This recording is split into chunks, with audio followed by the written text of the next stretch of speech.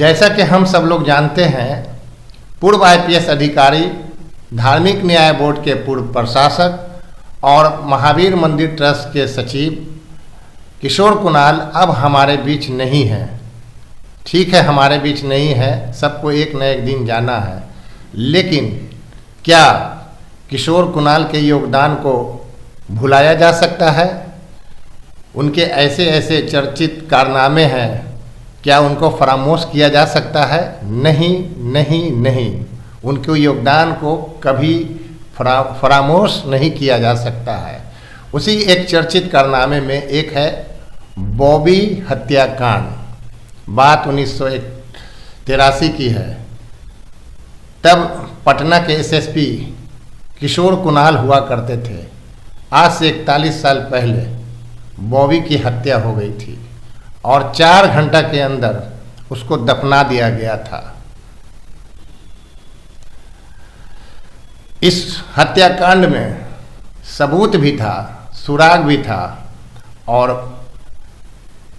किशोर कुणाल का हाथ अपराधियों के दामन तक पहुंच भी चुका था। बस अपराधी सलाखों के पीछे जाने ही वाले थे।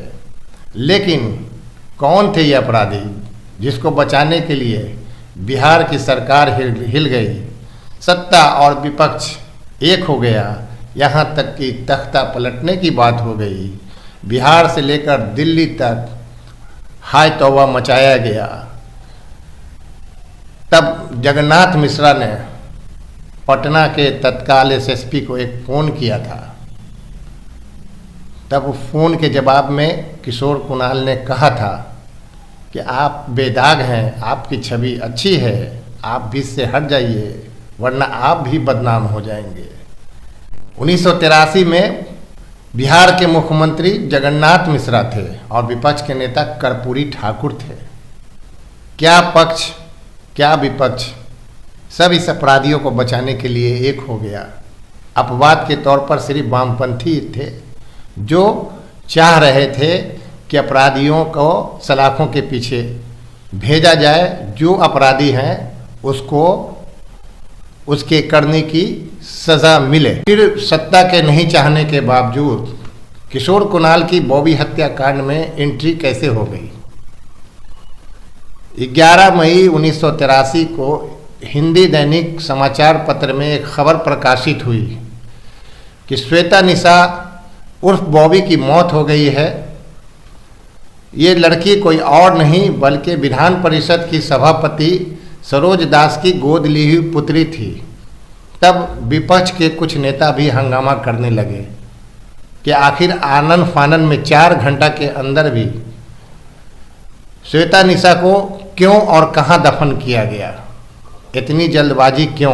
किशोर कुणाल ने जब पूरी तरह से जांच का जिम्मा अपने हाथ में लिया तो नेताओं की रात की नींद उड़ गई और दिन में उसको तारे नजर आने लगे, क्योंकि अब किशोर कुणाल के हाथ में पोस्टमार्टम का 2 रिपोर्ट था और दोनों में मरने की अलग अलग वजह बताई गई और मरने का अलग अलग टाइमिंग भी था। तब किशोर कुणाल ने सबसे पहले बॉबी की मां के पास गए और उन्होंने कहा कि आप बुढ़ापे में बराए मेहरबानी सच का सामना कीजिए, अगर चाहती हैं कि आपकी बेटी को न्याय मिले तो आप सच बताइए।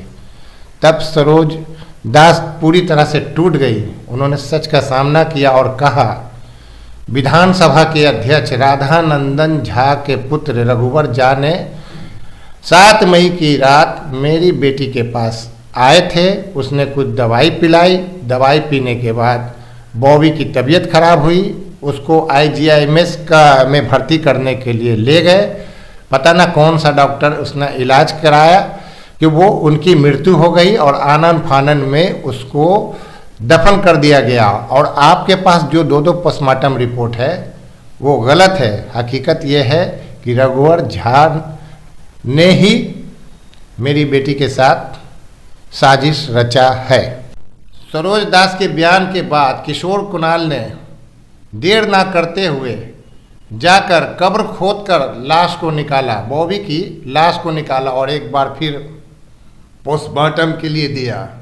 इसमें पोस्टमार्टम रिपोर्ट में बॉबी को जहर देने की बात की गई। अब पूरी तरह से सबूत, सुराग और अपराधी का पता चल चुका था और जो बात किशोर कुणाल के सामने बॉबी की मां ने दिया था, जो बयान, वही बयान वो 28 मई को अदालत में भी दे दिया था। बस अब मुजरिम सलाखों के पीछे जाने वाले ही थे, उसको सजा होने ही वाली थी कि 44 विधायक और 2 मंत्री ने जाकर जगन्नाथ मिश्रा को कहा कि आपकी सरकार का तख्ता पलट दिया जाएगा, नहीं तो आप कुछ कीजिए। और वही होता है हर बार की तरह।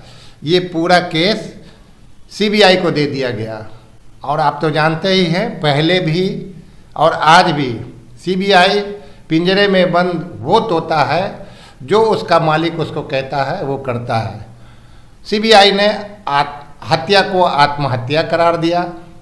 एक बार भी सीबीआई पटना नहीं आई थी जांच के लिए और पोस्टमार्टम रिपोर्ट को गलत करार दे दिया गया और सारे अपराधी को बाइज्जत बरी कर दिया।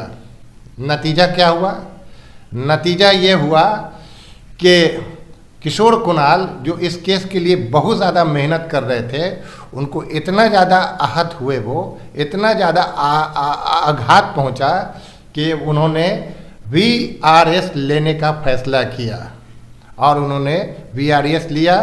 और इससे ये तो साबित हो गया कि सारे कांग्रेसी नेता प्रत्यक्ष और परोक्ष रूप से इसमें शामिल थे बॉबी हत्याकांड में। और दूसरी बात ये भी साबित हो गया कि अगर एक आईएएस चाह ले या एक आईपीएस चाह ले तो आप चाहे तो कुछ भी कर सकता है, कुछ भी। आप याद कीजिए गौतम गोस्वामी जो पटना के जिला अधिकारी थे, इसी पटना के गांधी मैदान में कहा था कि अडवाणी जी समय सीमा समाप्त हो चुका है, आप अपने भाषण को रोकिए। ये है जिलाधिकारी का पावर और ये था आईएएस आईपीएस किशोर कुणाल का पावर। तब उन्होंने वीआरएस लिया। और सबसे बड़ी बात ये है, अब और भी कुछ बात कहना है।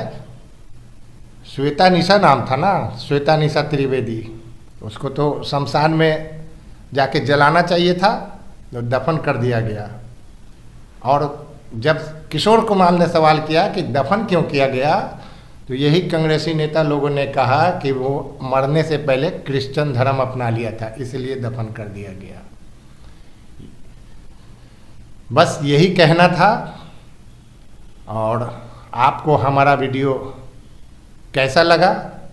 अगर अच्छा लगा तो लाइक कीजिए, कमेंट कीजिए, सब्सक्राइब कीजिए और फिर किसी नई शख्सियत के साथ आपसे मिलेंगे। तब तक के लिए जय भारत, जय संविधान, आदाब। और आखिरी में एक बार और आचार्य किशोर कुणाल को नमन।